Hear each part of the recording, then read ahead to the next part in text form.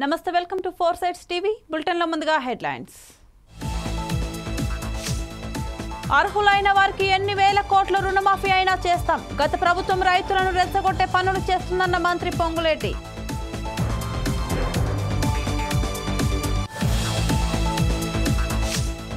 మచిలీపట్నంలో కొనసాగుతున్న భారత్ బంద్ వాణిజ్య వర్తక దుకాణాలను మూయిస్తున్న దళిత సంఘాలు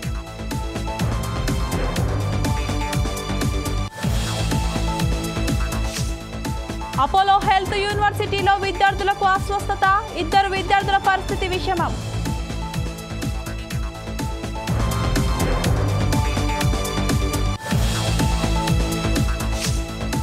నవోదయ ఏజెన్సీ పేరుతో ఉద్యోగాలు ఇప్పిస్తామంటూ డబ్బులు వసూలు మొత్తం 17 మంది నుంచి 7,35,000 తీసుకున్న కేటుగాళ్లు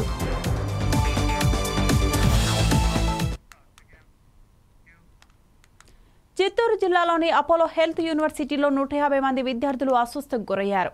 అస్వస్థకు గురైన విద్యార్థులను చిత్తూరు ప్రభుత్వ ఆసుపత్రికి తరలించారు. అయితే ఇద్దరు విద్యార్థుల పరిస్థితి విషమంగా ఉందని డాక్టర్లు తెలిపారు. పోలీసులు ఘటనపై కేసు నమోదు చేసి దర్యాప్తు చేస్తున్నారు.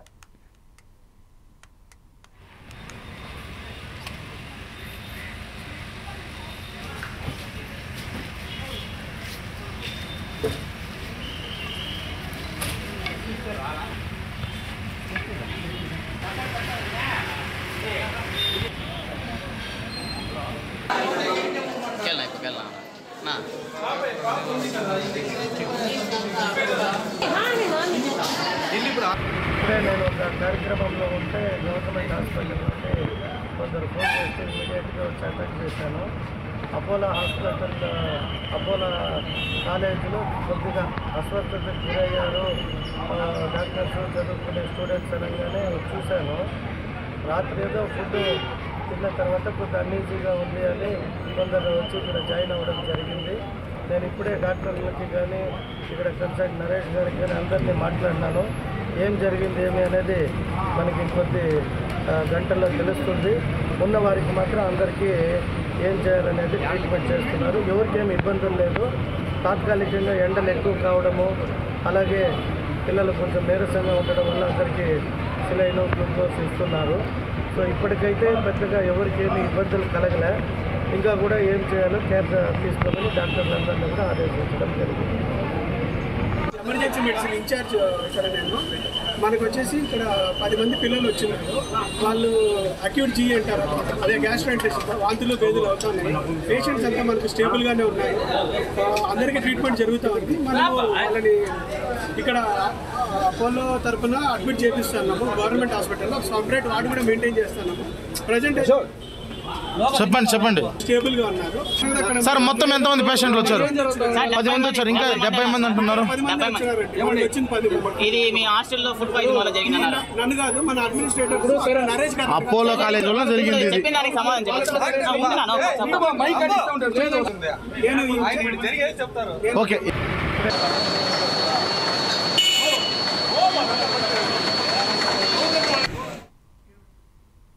దీనిపై మరింత సమాచారం మా ప్రతినిధి చందు అందిస్తారు. చందు చెప్పండి. Good afternoon Srilatha. ప్రస్తుతానికి మన చిత్తూరు జిల్లాలోనే చిత్తూరు అపోలో హాస్పిటల్లో 150 మంది నర్సింగ్ చేసే విద్యార్థులు ఉదయం 10:30 టిఫిన్ తిన్న టిఫిన్ లోనే విషాదకరమైన ఫుడ్ని పెట్టడం తినడం వల్ల వాళ్ళు అవసరతలు కలిగారు. అక్కడ ప్రస్తుతానికి నర్సింగ్ కాలేజీ మరియు ఇంజనీరింగ్ కాలేజీ అక్కడ ఉంటుంది. ఆ నుంచి చిత్తూరు జిల్లాలోని గవర్నమెంట్ హాస్పిటల్ అంటే అపోలో యొక్క ఆధీనంలో కలిగి ఉన్న గవర్నమెంట్ హాస్పిటల్కి తరలించి 150 మందికి చికిత్స పొంది చేశారు. అక్కడ ప్రస్తుతానికి డాక్టర్లు అయితే ఏమని చెప్తున్నారంటే వాళ్ళు తిన్న ఫుడ్ ఇన్ఫర్మేషన్ కలిగి ఉన్నాయి. గతంలో రాత్రి ఫుడ్ ఏమైనా కలిసి ఉన్న వల్లనే ఈ విధంగా జరిగిందని అక్కడ స్పష్టం చేయడం జరిగింది. ఆ డాక్టర్లు ప్రత్యక్షంగా వాళ్ళకున్న 150 మందికి ప్రతి ఒక్కరికి వైద్య సిబ్బందులు చికిత్స చేస్తున్నారు. వాళ్ళకి ఎలాంటి నిరీక్షణ లేకుండా ప్రాణానికి కాకుండా వాళ్ళకి చక్కగా నీటిగా అన్ని విధాలుగా చేసే విధంగా ఉన్నారు Srilatha. Okay, thank you Chandu.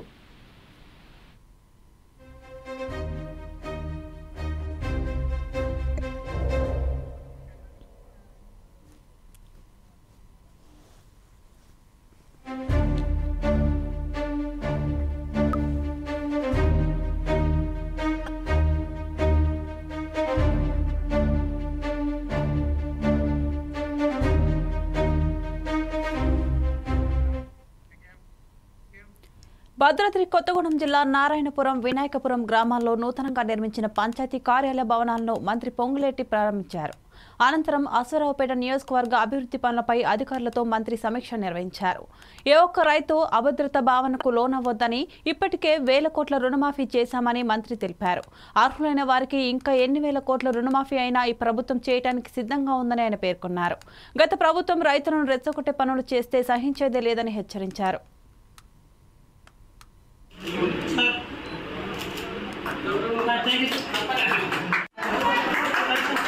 దానికి ప్రపోజల్స్ కూడా కలెక్టర్ గారికి పంపించాం సార్ 60 లక్షలతో.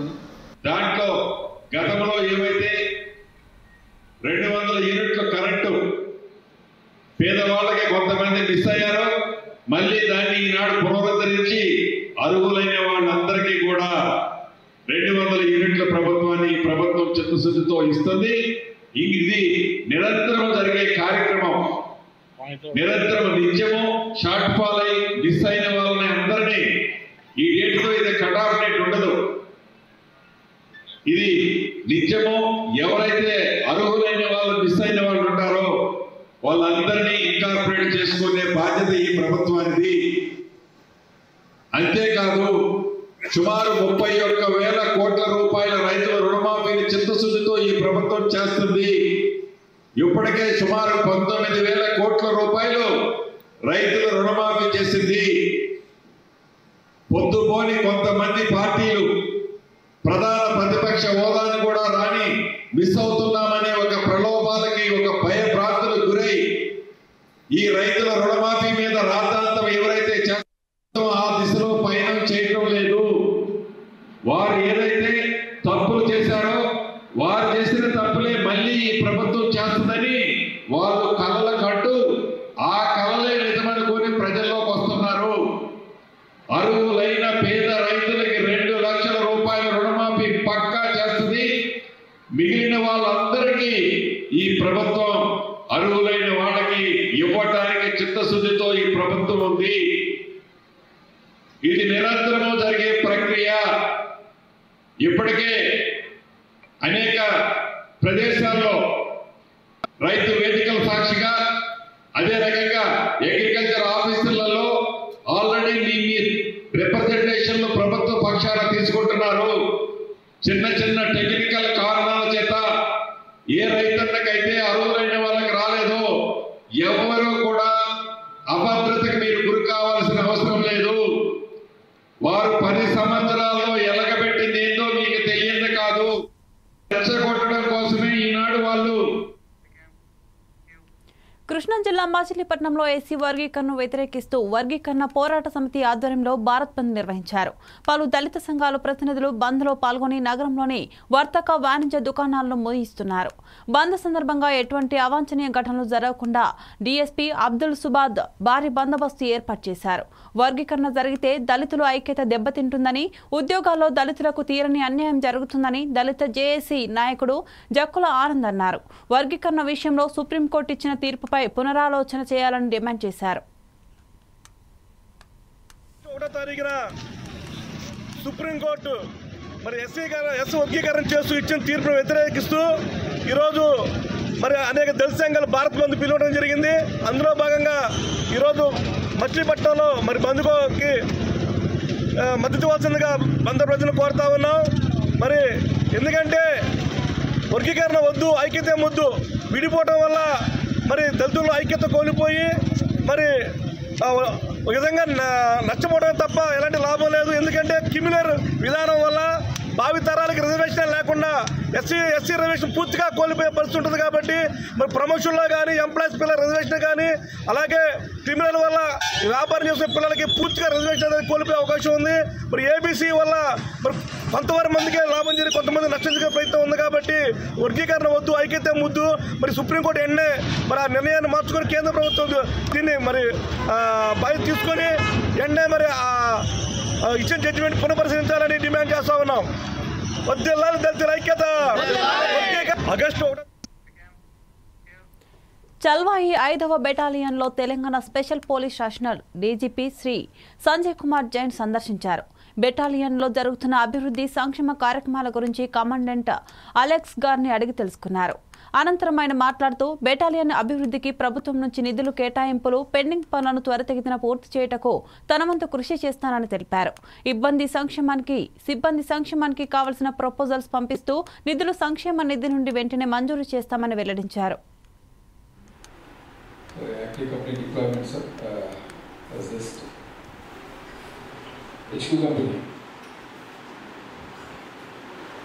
HQ कंपनी में sanction strength is 181 sir. We have about 170.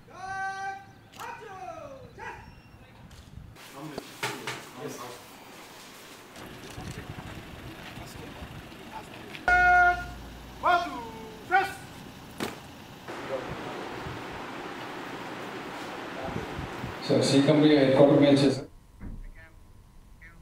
Warangal జిల్లా నర్సంపేటలో నవోదయ ఏజెన్సీ పేరుతో ఉద్యోగాలు ఇప్పిస్తామంటూ డబ్బులు వసూలు చేస్తున్న ముఠాను పోలీసులు అరెస్టు చేశారు. మొత్తం 17 మంది నుంచి 7,35,000 తీసుకున్నారని బాధితులు తెలిపారు. నిందితుల వద్ద నుంచి నగదు 3 సెల్ ఫోన్లు టాటా విస్టా కార్ను పోలీసులు స్వాధీనం చేసుకున్నారని ఏసీపీ కిరణ్ కుమార్ తెలిపారు.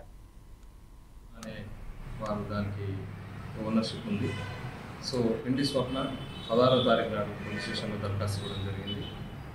వారి ఏజెన్సీ పేరు చెప్పి కొరళ్ళ శివ, ధరావత్ శరత్చంద్ర, ఖాజా మొయినుద్దీన్ వీరి ముగ్గురు గవర్నమెంట్ మెడికల్ కాలేజీలో అవుట్సోర్సింగ్ ద్వారా మేము జాబులు పెట్టిస్తామని చెప్పని దాదాపు 17 మంది దగ్గర ఒక్కొక్కరి దగ్గర 10,000 చొప్పున వసూలు చేసినారని, అదే క్రమంలో తేదీ 16 రోజు కూడా 16/8/24 రోజు కూడా కుమారస్వామి దగ్గర 10,000 కూడా అదే రోజు వాళ్ళు తీసుకొని పారిపోయినారని ఈ సమాచారాన్ని పోలీస్ స్టేషన్లో పిండి స్వప్న దరఖాస్తు ఇవ్వగా ఎస్హెచ్ఓ నర్సంపేట రమణమూర్తి గారు కేసు రిజిస్టర్ చేసి దర్యాప్తు చేస్తున్నారు.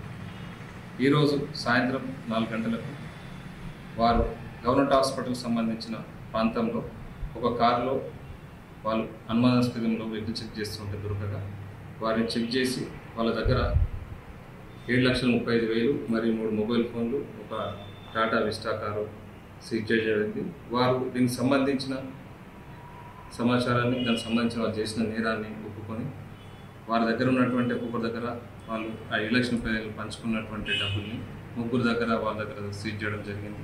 చేసి పంచనామా చేసి వాళ్ళను కోర్టు ముందు ఈరోజు రివ్యూ చేయడం జరుగుతుంది. ప్రజలకు తెలియజేయనగా ఎవరు కూడా ఇలాంటి మోసాలు చేసి ఉద్యోగాలు ఇప్పిస్తామన్నటువంటి యువత కానీ లేకపోతే మిగతా ప్రజలు కానీ నమ్మవద్దని.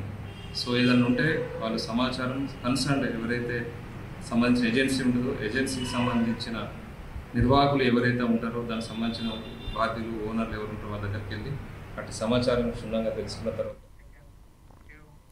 జనగామ జిల్లా దుబ్బగూడ మీదుగా నమిలిగొండ వరకు వెళ్లే దారి బురద మడుగుల అధ్వాన్నంగా తయారైందని గ్రామస్తులు, వాహనదారులు ఆవేదన వ్యక్తం చేశారు. గత ప్రభుత్వంలో అధికారులు పలుమార్లు ఫిర్యాదు చేసినా పట్టించుకోలేదని, ఇప్పుడు ఎమ్మెల్యే కడియం శ్రీహరి దృష్టికి తీసుకెళ్లినా ఆయన దానిపై హామీలు ఇవ్వడం వరకే సరిపోయిందని ఆరోపించారు. ఎమ్మెల్యే కడియం శ్రీహరి ప్రత్యేక చొరవ తీసుకుని 3rd రోడ్ నిర్మాణం చేపట్టాలని గ్రామస్తులు కోరుతున్నారు.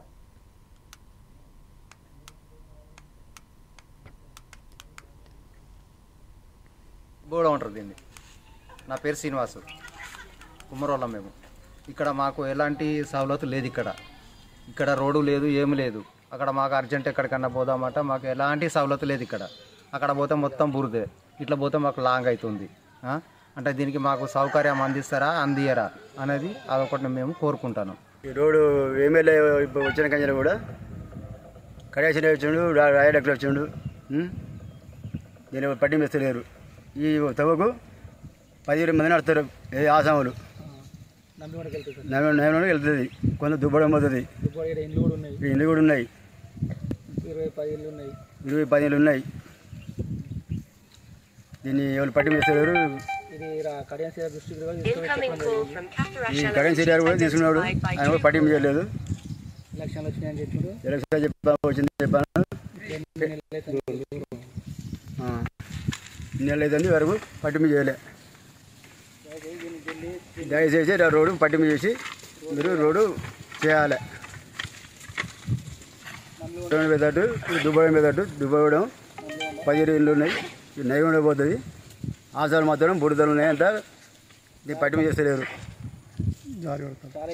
అంత జారుతాను డాడీ పడతారు బండ్లు వేసుకొని.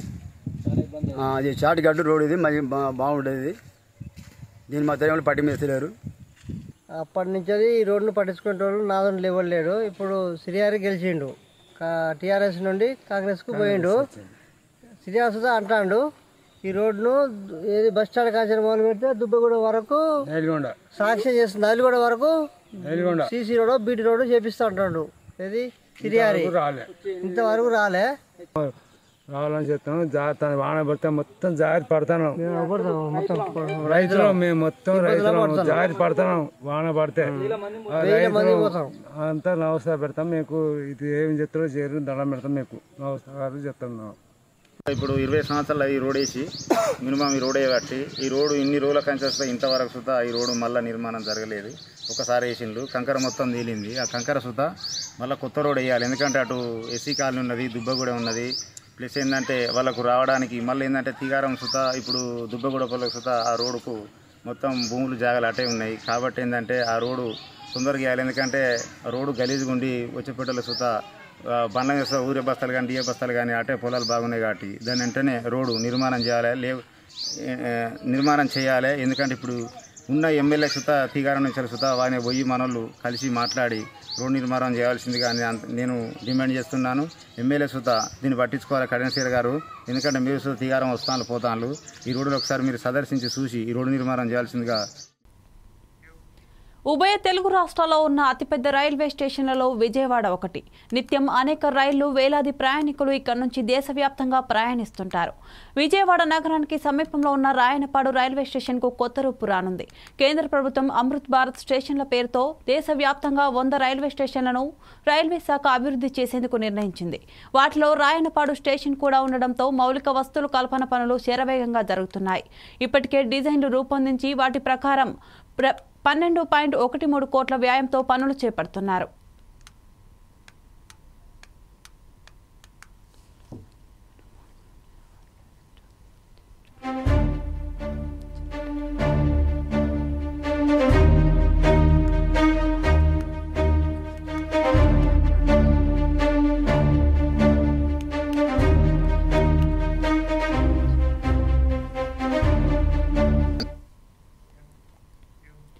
లావణ్య నమోజు అనే ఆర్టిస్ట్ చిట్టెలపాలోని ఆదివాసీల జీవన విధానంను నాలో పెయింటింగ్స్ ద్వారా చిత్రీకరించి అందరి ఆదరణ పొందుతుంది.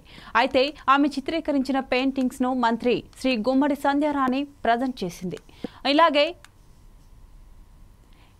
అలాగే ఇలాంటి మరెన్నో పెయింటింగ్స్ వేసి ఆదివాసీలను సమాజానికి చూపిస్తానని లావణ్య తెలిపారు.